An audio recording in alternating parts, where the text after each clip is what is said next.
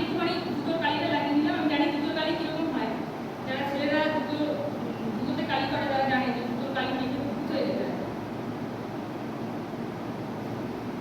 আচ্ছা, এর উপরে আমি একটুখানি র লাগিয়ে নিলাম, এলোসি র।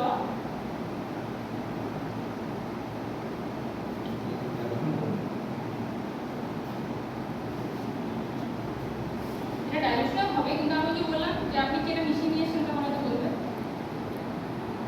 দেখুন কেটে কেটে পড়ে যাচ্ছে।